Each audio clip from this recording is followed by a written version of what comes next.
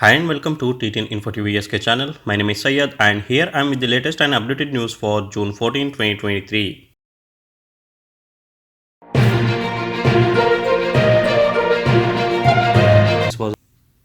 Rights groups to screen BBC film on Modi before White House visit.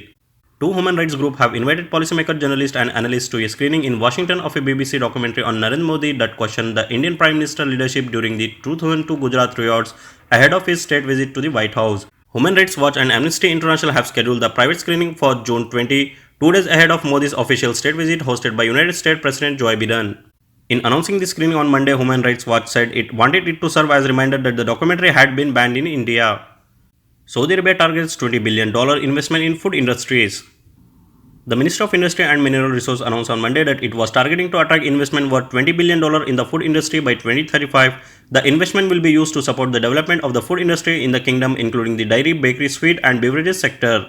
The ministry plans to maximize the value of a number of agriculture crops in which the kingdom has comparative advantage. The ministry also aims to double the value of export from $3.7 billion in 2022 to $10.9 billion in 2035. These goals are in line with the objective of the National Industrial Strategy, which seek to increase the sustainable growth of food industries. Pakistan begins importing discounted Russian crude oil. The Pakistani government on June 12 welcomed the arrival of the first shipment of discounted crude from Russia under a key deal between Islamabad and Moscow. Prime Minister Shahbaz Sharif hailed it as a fulfillment of promise to the nation, while Information Minister Maryam Aurangzeb tweeted that it marked a true service for the people. Saudi Civil Aviation delegation visit Lahore Airport review of security arrangements.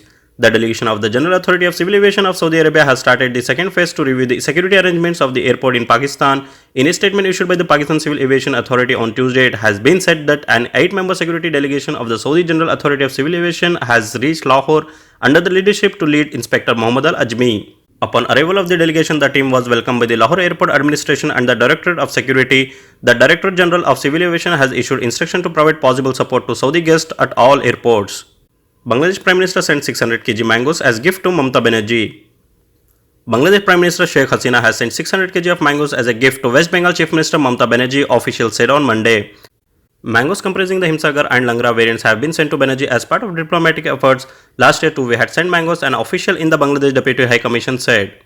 Lower House of Japan's parliament passes bill to promote LGBTQ plus awareness.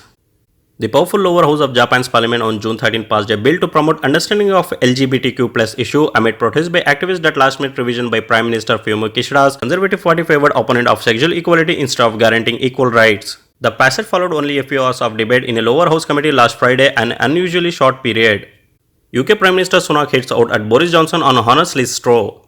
British Prime Minister Rishi Sunak on Monday slammed former Premier Boris Johnson for asking him to overrule a panel waiting his resignation list appointment to the House of Lords, saying it was something I was not prepared to do. 3-month midday outdoor work ban to be enforced from June 15. Saudi Arabia, the Ministry of Human Resources and Social Development announced that it would start imposing a midday work ban under the sun for all private sector companies and establishments. The work ban will start from 12 pm to 3 pm for a period of 3 months. The ban would come into force on Thursday, June 15 and will continue until Friday, September 15, 2023. The ministry will impose work ban in coordination with the National Council for Occupational Safety and Health. This is in line with the decision of Minister of Human Resources and Social Development Engineer Ahmed Al-Raji that aims to preserve the safety and health of workers in the private sector by banning their work in the open under direct sunlight. NIA seeks info on those involved in violent protests at Indian Mission in London. Broadening its probe into attempts to vandalize the Indian Mission premises in London, the National Investigation Agency on Monday released 5 videos and sought the help of the general public in identifying individuals involved in the violent protests there in March. The nearly 2 hours long footage from CCTVs was posted by the NIA on its website and the link shared on its official Twitter handle while urging people to provide any information regarding the person seen in the videos to the agency. Japan's Toyota announced battery electric vehicle initiative. Toyota plans to make an all-solid-state battery as part of its ambitious plan for battery electric vehicle, the company said on June 13 as amid mounting criticism, Japan's top automaker needs to do more to fight climate change. Saudi Arabia announces streamlined entry for UK, US and Schengen tourism visa holders. The Ministry of Tourism announced on Monday that the UK, US and Schengen tourism visa holder as well as permanent resident from any Europe country can get streamlined entry to Saudi Arabia by applying for an instant e-visa via the Ministry of Foreign Affairs website. Holders of a valid tourism or business visa from the US and the UK or one of the Schengen states have been granted an exception provided that the visa was used at least once to enter the issuing country. The mentioned exception grants the same entry rights to the visa holders' first-degree relatives as well as those who have obtained permanent residency in the United States, Europe or UK. Permanent residency holders also grant first degree relatives access to the kingdom via an upon arrival visa at any by air, land and sea ports. UAE announces amortization deadline extension. The UAE Ministry of Human Resources and Amortization has announced a new deadline for private sector companies to achieve their amortization targets. The deadline has been extended from June 30 to July 7, taking into account of the upcoming long holiday for Arafat Day and Eid ul-Adha. The ministry decided to extend the deadline for achieving amortization targets. Now, private sector companies with 50 employees or more have until 7th July instead of 30th July to achieve a 1% amortization for skilled jobs. We took into consideration the Eid holiday and decided to give companies enough time to achieve their target. Starting 8 July, non-compliant companies will face 42,000 dirham fine for each Emirati not employed. We call on companies to take advantage of the extension to reach the targets, MOHRE said via Twitter on Tuesday.